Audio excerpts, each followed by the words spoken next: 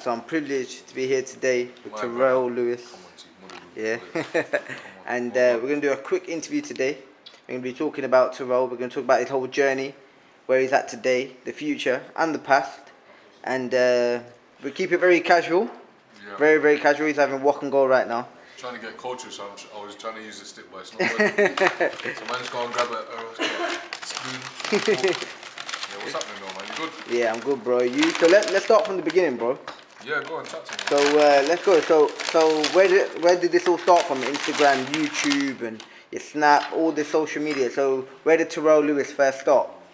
Boy, first started playing sport. I was into sports a lot, so I used to do a lot of sports. I used to do athletics.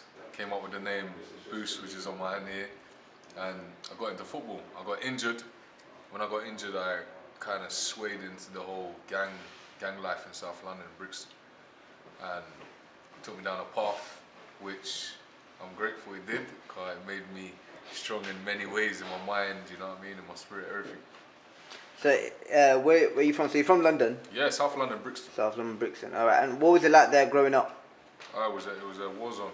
Have you ever seen Call of Duty? You seen Call of Duty? You played Yeah. Call of Duty? Yeah. Something like that. That bad? Now, where I'm from, it's called Mitchfield Estate, but it was known to the papers as Baghdad, and there was a lot of it was like a war zone. I always said that the estate was made for shootouts. Wow, that's a statement, the place bro. is crazy. Yeah, it was mad. That's crazy. So like growing up in school, what kind of kid was you? Was you like one of those naughty kids or misbehaving? No, do you know what was it like? You know, I was good. Football kept me focused. When I left the whole football thing, I kind of lost direction and kind of where I wanted to go. And how old were you at that time? I was about 14. 14. Yeah, 14. Okay, so take me through. We're Terroll, 14 years old. What's going through your mind at the moment, and what's the whole lifestyle at the moment? 14 years old. I want to be a footballer, but I also want to get money. Okay. People are trying to stab me, Jeez. so I've got to protect myself. Wow. Yeah, there was a lot going on in a 14-year-old mind. Wow. I grew up very early. Wow. Because of the shit that I went through. Wow, that is crazy, man. So did you go to 14, you finished school? You did finish school? No. You didn't finish school? No, did I? Yeah, I finished school. I did actually, yeah. So what was the next step for you? Was it college, or what was it? I went college. I went to 6 different colleges. Wow. I got kicked out of all of them. The reason why, I went to all different colleges to find out different girls. So I was looking, honestly, I went college for girls. So I went to Hammersmith with my first one. I was like, this college shit, they got dead girls here. Then I went to Lambeth in Brixton. And then I went to Southwark. Dude, it's long. Wow, that's crazy. So after college, like, what was the plan then, or what actually happened? What was the plan, and then college, what happened? After college, and obviously the street life and that, I started working in a youth church, and that's what kept me focused. That will always be my foundation of where I've come from, and I am a strong believer of, you know, God. I wouldn't put a name on it for me, but that's a personal relationship between me and, you know, the universe, energy, whatever you want to call it. But that's something that's kept me, and yeah, you can go through so much stuff, you can say all different types of doctrines, but the one thing that you can never ever take away from me is my testimony, and that's something that stuck with me, and it's made me who I am today. So yeah, we got the man upstairs. Wow. So would you say that was your turning point when you started? It was. Yeah? That was my turning point. And how old were you at that age? That kept me focused. That gave me something to look forward to every week. You know, every Sunday or Bible studies or just linking up. It gave me a sense of having a family.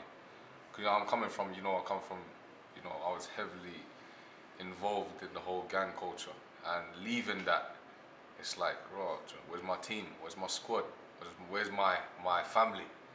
And when I did step into the whole youth church, I did have that sense of a family there. We done activities, everyone was supporting each other. It was a shoulder to lean on, you know what I mean? So, That's crazy, man. So like, when you it must be really, really hard to leave as well. I mean, once you're involved in that kind of stuff, and Do you know what? It wasn't for me, you know. serious. Reason why, honestly, reason why um, it wasn't hard for me to leave is because I left with the same boldness that I had on the street. I wasn't just someone who was in a gang. I was a person that was teaching people how to be bad boys. You get me? So Wow. it was.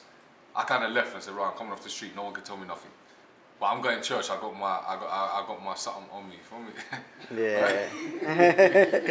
You feel me? Nah, literally, that's how it was. Like I'll be Wow. in Nando's, like chilling with family, and not my family don't know what's under the table.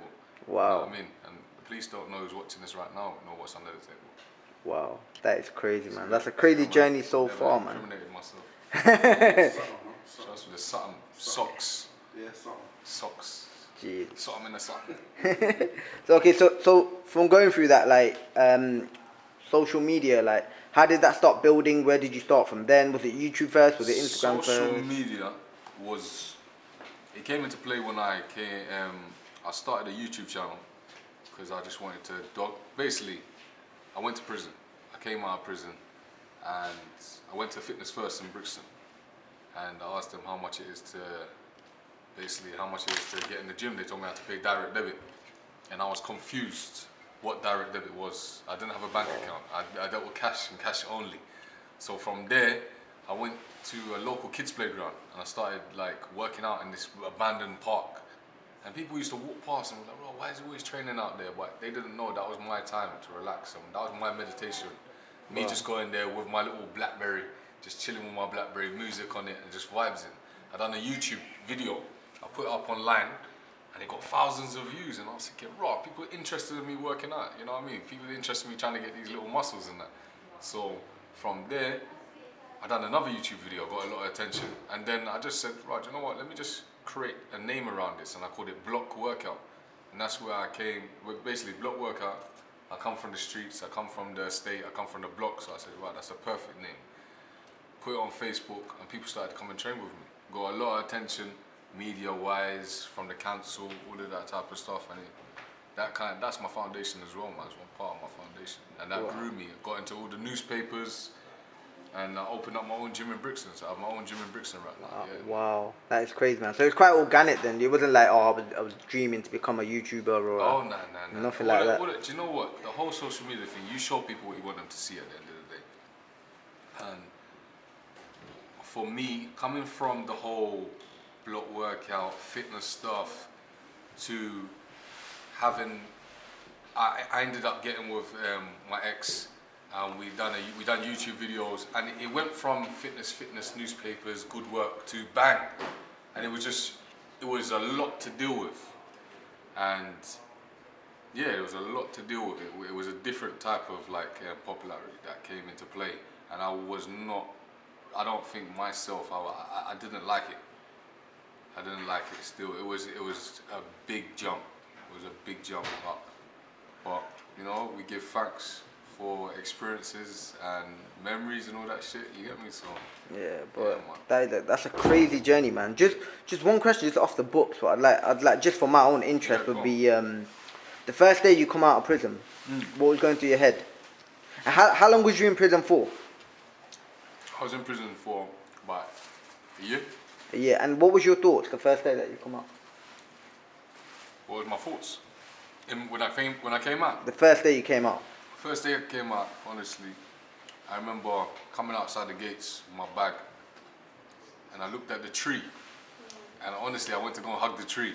Wow. Because I remember sitting inside my cell looking out the window, seeing builders working, and I'm thinking, right, you know what, am I ever going to be able to be around normal people again? Not normal people, but be around with the public again.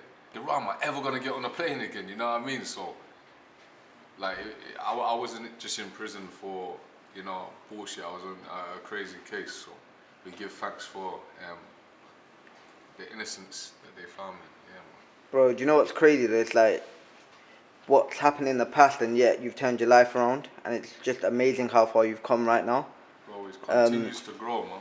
And it's crazy to see that as well. I mean, it's very nice to see that as well. One thing that I would love to ask you would be if you had one message to like the youth of today, what would that message be? Travel the world. Travel the world. Travel the world, man. Oh, okay, that's nice, man. And For do you know? For me, every time I travel to a different country, I leave with a new memory, a new experience that I can take back here, and it just kind of relights the fire that if that fire ever goes down, it just relights with different culture, with different, you know what I mean? It's just different atmosphere, different energy, you know what I mean? So travel the world, man. And I think we do a lot of stuff with the whole anti-gun crime, anti-knife crime, stop the gangs, all of that. But really and truly, with these young people out here, the main thing is taking it. I honestly think taking them out of their environment will help much more than just throwing up a t-shirt saying put down the guns, put down the knives, or doing campaigns. You take someone out of their environment, something changes, something shifts in them, you know what I mean? So you walk down the street, you hear a car door slam, you know what I mean? You think that's the police, you think that's your ops coming to get you, and that's you become that. That's crazy, man. And you know what? That's a very inspiring way to put it as well. I think we'll wrap it up there, my brother. Come on, It's been really nice, and it's really honoured to be able to do this interview. Just one last thing, though. Yo. That hoodie, bro. That's a sick hoodie. Where's it from, man? Oh, yeah, no, brother. It's from Kaka, my G. Come on, bro. Gang, what do? Jeez.